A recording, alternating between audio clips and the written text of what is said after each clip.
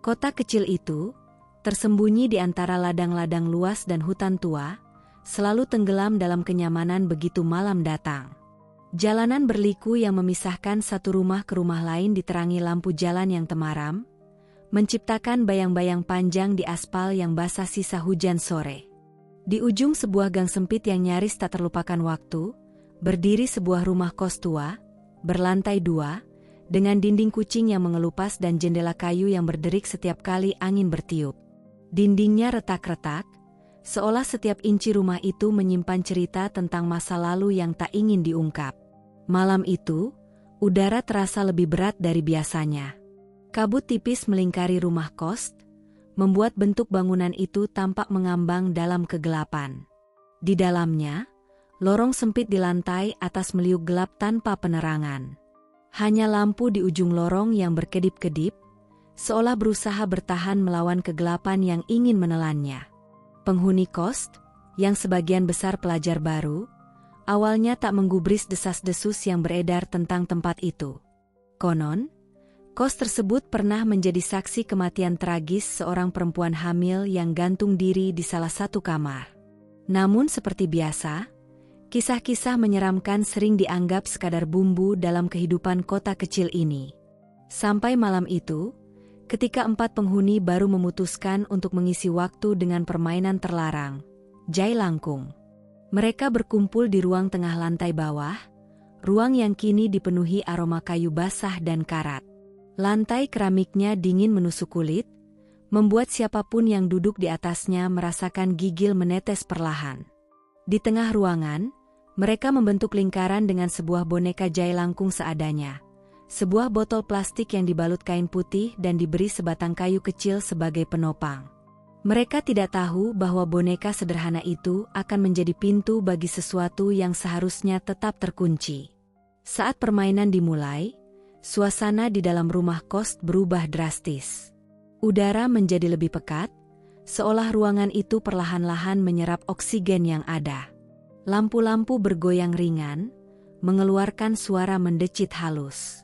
Aroma anyir darah tiba-tiba memenuhi hidung, padahal tak ada luka, tak ada darah. Setiap hembusan angin membawa bisikan samar, seperti ada seseorang yang berjalan perlahan-lahan di sekitar mereka.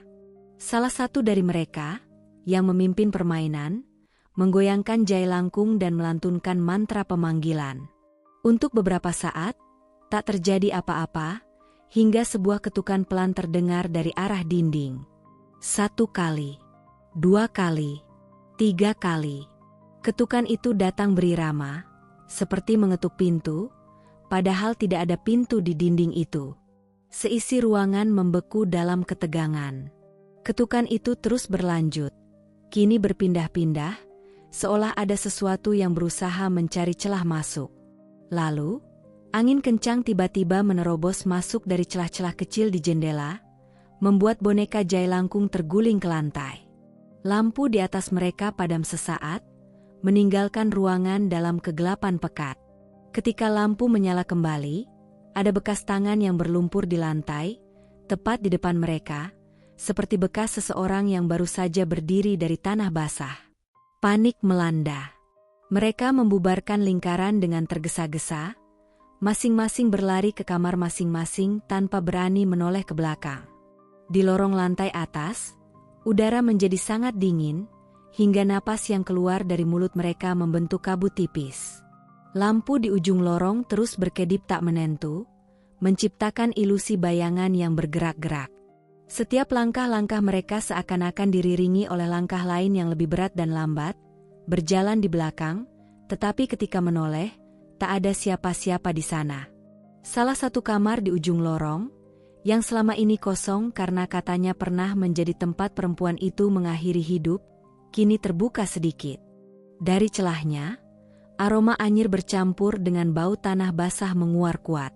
Ketika pintu itu berderit lebih lebar oleh hembusan angin, sesuatu tampak di dalam, sosok putih yang berdiri kaku di sudut ruangan, wajahnya tak tampak jelas, tetapi keberadaannya begitu nyata, begitu dingin. Malam itu menjadi awal dari teror yang tidak pernah mereka duga. Ketukan-ketukan di dinding menjadi semakin sering, Terkadang terdengar suara isakan lirih yang terdengar sangat dekat namun tak bisa ditemukan sumbernya.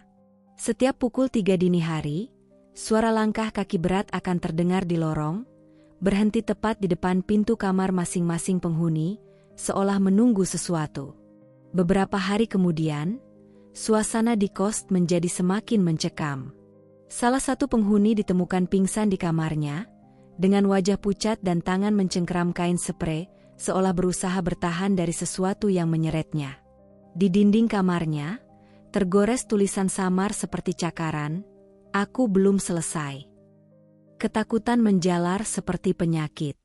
Para penghuni mulai mengurung diri di kamar masing-masing, menolak berbicara satu sama lain, menahan setiap napas kali malam tiba. Suasana rumah kos berubah menjadi suram, seolah-olah setiap sudutnya mengamati dan menunggu saat yang tepat untuk menerkam. Pada malam ketujuh sejak permainan jailangkung itu dilakukan, kabut tebal turun ke kota kecil itu. Dari kejauhan, rumah kos tersebut tampak seperti bayangan hantu yang melayang di tengah kabut. Angin berbisik melalui celah-celah retak di tembok, membawa suara-suara aneh yang tidak bisa dijelaskan oleh akal sehat. Pintu-pintu bergetar, jendela-jendela memekik, dan di tengah semuanya, suara ketukan itu terus berulang, tak pernah berhenti, menandakan bahwa sesuatu telah benar-benar terbangun dari tidurnya. Teror itu telah menancap di rumah kos tua itu. Dan semua berawal dari satu kesalahan kecil, mengundang sesuatu yang seharusnya tetap terkunci. Pagi itu, rumah kos tua itu seperti kehilangan denyut kehidupan. Biasanya, suara-suara kecil penghuni yang beraktivitas masih terdengar dari balik kamar-kamar, namun kini, keheningan yang mencekam menghancurkan seluruh bangunan. Udara di dalam lorong terasa lebih berat, seperti ada beban tak kasat mata yang menekan setiap napas yang diambil. Bau lembab campuran tanah basah masih bertahan, meski jendela-jendela telah dibuka lebar untuk membiarkan sinar matahari masuk. Namun cahaya pun seolah enggan menembus kegelapan yang menetap di dalam rumah itu. Di sudut ruang tamu, boneka jailangkung yang menjadi sumber segala kekacauan masih ada. Meski sudah dipinggirkan, boneka itu tampak lebih kotor, seperti telah dilumuri tanah dan noda darah kering. Tak ada seorang pun yang berani mencapainya. Boneka itu dibiarkan di sana, menjadi simbol nyata dari sesuatu yang tidak bisa lagi ditarik kembali. Hari-hari berikutnya, ketakutan mulai mengambil bentuk yang lebih nyata. Suara-suara aneh tidak hanya terdengar di malam hari, melainkan juga di siang bolong. Ketukan-ketukan dari balik dinding, suara langkah kaki berat di atas plafon, dan sesekali bau anyir yang muncul tanpa sebab membuat para penghuni tidak pernah bisa beristirahat dengan tenang. Bahkan di siang hari yang cerah, bayangan-bayangan gelap tampak melintas cepat di sudut mata, meninggalkan perasaan dingin yang naik di sepanjang tulang belakang. Setiap malam, kejadian aneh semakin terjadi. Lampu-lampu tiba-tiba padam serentak, meninggalkan rumah dalam kegelapan total meski listrik di daerah sekitar tetap menyala. Pintu-pintu kamar bergetar luar biasa seperti dihantam dari luar. Namun saat dibuka, hanya lorong kosong dan kegelapan pekat yang menyambut. Suara perempuan menangis lirih terdengar dari kamar kosong di ujung lorong, kadang disusul suara seret-seretan seperti tubuh yang diseret di atas lantai. Beberapa penghuni mulai menunjukkan perubahan sikap. Wajah mereka tampak pucat, mata mereka cekung, dan tubuh mereka gemetar tanpa sebab. Mereka berbicara sendiri dalam bisikan, seolah berusaha menenangkan sesuatu yang tidak bisa dilihat orang lain. Ada yang mengurung diri berhari-hari, menolak keluar dari kamar bahkan untuk makan. Ada pula yang mulai tidur dengan lampu menyala, meski tetap terjaga sepanjang malam karena suara-suara itu terus berbisik dari balik dinding. Di lantai bawah, ruang tamu menjadi area terlarang. Tak seorang pun berani melewatinya tanpa mempercepat langkah. Boneka jailangkung itu, yang seharusnya menjadi benda mati, kini tampak bergerak sedikit demi sedikit. Kadang-kadang, letaknya berubah tanpa ada yang memindahkannya. Kadang-kadang kain putih yang membungkusnya tampak lebih kusut, seolah-olah ada tangan-tangan tak terlihat yang sedang bermain-main dengannya. Pada suatu malam yang lebih dingin dari biasanya, kabut turun lebih tebal dari malam-malam sebelumnya. Rumah kos itu hampir tidak terlihat dari jalan, tertelan kabut pekat yang menggulung seperti ombak. Di dalam, suasana semakin mencekam. Suara bergema di seluruh lorong, mengalun dalam irama yang lambat namun mematikan. Ketukan itu tidak lagi datang dari satu tempat saja, melainkan dari semua arah, membuat para penghuni tak tahu lagi kemana harus berlari. Salah seorang penghuni yang tinggal di kamar dekat tangga, seorang pelajar pendiam yang selama ini jarang bergaul, ditemukan di depan pintu kamarnya. Tubuhnya gemetar luar biasa. Matanya terbuka lebar menatap langit-langit, namun pupilnya membesar tak wajar. Tangannya menggenggam sebuah kertas luluh, di atasnya tergores kata-kata dengan tulisan miring yang tak beraturan, "Jangan panggil aku lagi." Kejadian itu membuat ketakutan mencapai puncaknya. Satu persatu penghuni kos memutuskan pergi, meninggalkan barang-barang mereka begitu saja. Mereka lebih memilih kehilangan segalanya daripada terus tinggal di tempat yang jelas-jelas telah menguasai sesuatu yang tidak bisa mereka pahami. Namun, tidak semua berhasil. Beberapa dari mereka merasakan tubuh mereka berat, seolah ada tangan tak kasat mata yang menahan kaki mereka setiap kali mereka berusaha melangkah keluar dari rumah itu. Malam ke-14 sejak permainan jailangkung itu dimainkan, hanya tersisa 3 orang di kos tersebut. Mereka bertahan bukan karena keberanian, melainkan karena keputusasaan. Mereka tahu, keluar pun mungkin tak akan mengakhiri kutukan yang telah melekat pada mereka. Mereka hanya bisa menunggu, berharap pagi akan datang membawa keselamatan, meski jauh di dalam hati, mereka tahu harapan itu sia-sia. Pada malam itu, sesuatu yang jauh lebih mengerikan terjadi.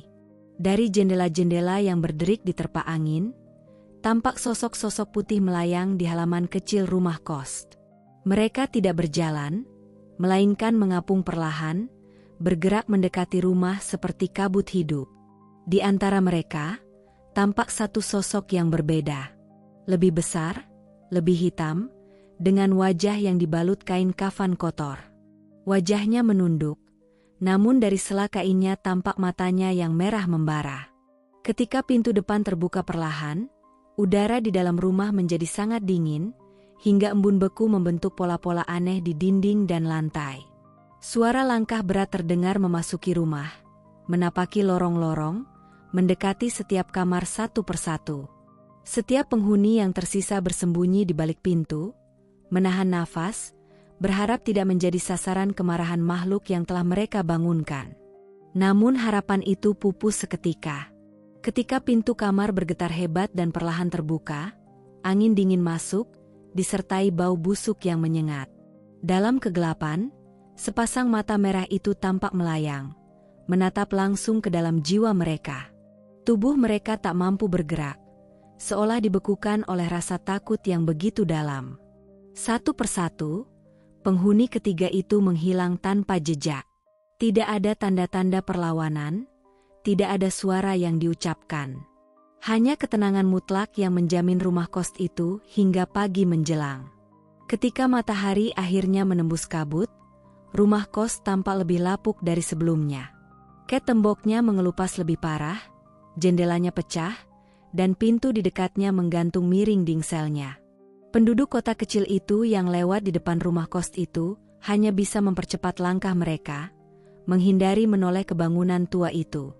Mereka tahu, apapun yang pernah hidup di dalam rumah itu, kini telah menjadi bagian dari kegelapan yang tidak bisa diusik. Tidak ada seorang pun yang berani mendekat, apalagi mencoba membuka pintu rumah yang seolah-olah selalu menatap ke belakang dengan mata tak terlihat. Di dalam rumah kos itu, di sudut ruang tamu yang penuh debu, boneka jailangkung itu masih tergeletak. Namun kini, di dekatnya, ada seikat kain kafan kotor, basah oleh sesuatu yang berbau anyir. Seolah menjadi tanda bahwa permainan mereka mulai belum benar-benar selesai. Seiring berjalannya waktu, rumah kos tua itu dibiarkan kosong. Tanpa penghuni, bangunan tersebut perlahan-lahan tenggelam dalam kesunyian abadi. Lumut dan tanaman liar mulai menutupi dinding-dinding retaknya. Atap yang bocor membuat hujan udara membentuk berkumpul di dalam ruangan, mempercepat kehancuran yang sepertinya tidak dapat dihentikan. Di kota kecil itu, bisik-bisik tentang tempat terkutuk tersebut terus beredar, namun tak seorang pun berani mendekat, apalagi menyentuhnya. Pada suatu musim hujan yang berat, sekelompok pemuda dari luar kota, yang tidak mengetahui sejarah kelam rumah itu, tertarik oleh kisah-kisah misteri yang mereka dengar. Mereka menganggap semua cerita tentang pocong dan jai langkung hanyalah bualan untuk menakut-nakuti. Dengan rasa ingin tahu yang naif, mereka memutuskan untuk masuk ke dalam rumah itu, untuk membuktikan keberanian mereka. Malam itu, langit dipenuhi awan kelabu. Hujan rintik-rintik membasahi tanah, menambah suasana seram di sekitar rumah kos. Lampu jalan yang temaram hanya cukup sampai jalan basah di depan gerbang rumah. Pintu kayu rumah itu, meskipun lapuk, masih berdiri, berderit pelan tertiup angin malam. Pemuda-pemuda itu menyalakan senter, menerangi ruangan gelap yang dipenuhi debu tebal dan perabotan usang yang disukai begitu saja. Saat melangkah masuk, hawa dingin menyergap mereka, berbeda dari udara malam biasa. Rasanya berat dan pekat, seolah-olah mereka sedang menembus tirai dunia lain. Aroma tanah basah bercampur dengan bau anyir memenuhi hidung mereka, membuat beberapa dari mereka terbatuk pelan. Namun semangat muda mereka mendorong mereka untuk terus melangkah lebih dalam. Di ruang tamu yang suram, mereka menemukan boneka jai langkung yang masih ada, kini lebih kotor dan lapuk dari sebelumnya. Kain putihnya robek-robek, dan perpecahan masih terjadi seikat kain kafan kotor. Tanpa rasa takut, salah satu dari mereka mengangkat boneka itu, mengibaskan debu yang menempel, lalu meletakkan kembali ke lantai dengan tawa kecil yang menghina. Jika Anda bereaksi terhadap tindakan itu, suhu ruangan tiba-tiba menurun drastis. Lampu senter mereka berkelap-kelip sebelum akhirnya padam serentak. Hening yang mencekam mengisi setiap sudut rumah. Nafas mereka membeku di udara, membentuk uap tipis di setiap helaan. Tubuh mereka terasa berat, kaki-kaki mereka gemetar bukan hanya karena kedinginan, melainkan ketakutan kuno yang merambat tanpa bisa dijelaskan. Dari penampakannya, terdengar suara seret-seret yang perlahan mendekat. Lantai kayu berderit parah diikuti langkah-langkah berat yang menggema di lorong gelap. Samar-samar, sesosok bayangan putih mulai tampak, melayang tanpa suara, mendekati kegelapan. Wajahnya tertutup rapat oleh kain kafan kotor, namun aroma busuk yang menguar dari tubuhnya terasa menusuk hidung. Pemuda-pemuda itu berlari terbirit-birit, mencoba mencari jalan keluar. Namun setiap pintu dan jendela seolah menolak untuk dibuka, mengunci mereka di dalam rumah itu. Jeritan panik memenuhi udara, namun tidak ada seorang pun di luar sana yang mendengarnya. Kota kecil itu telah lama meninggalkan rumah tersebut, menyebabkan tenggelam dalam kutukannya sendiri. Dalam keputusasaan, salah satu dari mereka teringat pada apa yang pernah ia dengar tentang jai langkung. Bahwa segala sesuatu yang dipanggil harus disampaikan dengan benar, atau roh yang datang tidak akan pernah pergi. Namun di tengah kekacauan itu, tidak ada yang tahu bagaimana caranya. Mereka hanya bisa menangis, berdoa dalam hati, berharap keajaiban bisa menyelamatkan mereka. Namun malam itu, rumah kos itu kembali menelan korban. Pagi berikutnya, rumah itu tetap tampak seperti biasa dari luar, tua, bobrok, dan sunyi. Namun bagi yang peka, ada sesuatu yang berubah. Aura keputusasaan yang mengecewakannya menjadi lebih pekat, lebih berat. Seolah-olah rumah itu bukan sekadar bangunan kosong, melainkan penjara bagi jiwa-jiwa yang terperangkap di dalamnya. Berita tentang hilangnya para pemuda itu menyebar dengan cepat. Penduduk kota hanya menenangkan kepala dengan ekspresi sedih setiap kali mendengar kisah baru tentang mereka yang hilang. Mereka tahu, meski tidak ada bukti nyata, apa yang terjadi di rumah itu bukanlah sesuatu yang bisa dijelaskan secara logika. Ada aturan yang tidak boleh dilanggar, ada kekuatan yang tidak boleh diremehkan. Dari kejadian itu, sebuah pelajaran berharga kembali mengakar di hati masyarakat. Bahwa tidak semua yang terlihat berarti tidak berbahaya. Bahwa dunia ini dihuni oleh berbagai macam keberadaan, dan tidak semua keberadaan itu bersahabat. Bermain-main dengan dunia tak kasat mata, terutama dengan cara yang tidak hormat, mengundang bencana yang tak bisa dikendalikan. Beberapa bulan setelah kejadian itu, pemerintah kota akhirnya memutuskan untuk merobohkan rumah kos tua tersebut. Proses pembongkaran dilakukan di siang hari bolong, dengan doa dan ritual yang dipimpin oleh orang-orang tua yang memahami adat dan kepercayaan lokal. Meski proses itu berjalan lancar di permukaan, para pekerja merasakan hawa aneh sepanjang hari. Peralatan yang tiba-tiba rusak, suara-suara lirih dari puing-puing, hingga rasa merinding yang tidak pernah benar-benar hilang. Setelah rumah itu rata dengan tanah bekasnya dibiarkan kosong. Tak ada yang berani membangun di atasnya. Tanah itu menjadi semacam monumen bisu, pengingat akan kesalahan yang pernah terjadi. Di malam-malam tertentu, ketika kabut turun tebal dan angin bertiup pelan, orang-orang bersumpah mendengar suara ketukan dan bisikan dari arah tanah kosong itu. Seolah-olah mereka yang terjebak di sana masih mencari siapa jalan pulang. Atau mungkin, sekadar memperingatkan pun yang berani mengulangi kesalahan serupa. Dalam diam, kota kecil itu menyimpan luka yang belum pernah pulih sepenuhnya. Namun dari luka itu lahirlah kebijaksanaan. Bahwa keberanian bukanlah menantang sesuatu yang tidak dapat dipahami, melainkan tahu kapan harus menghormati dan menjaga jarak. Dan bahwa ada batasan yang tidak seharusnya dilanggar, bukan karena takut, melainkan karena sadar akan konsekuensi yang tidak bisa ditebak. Dengan demikian, rumah kos tua itu, jailangkung, dan teror yang menyertainya, menjadi bagian dari cerita kelam kota kecil tersebut. Sebuah cerita yang tak lagi hanya menjadi dongeng penakut anak-anak, melainkan pelajaran pahit tentang harga sebuah kesalahan.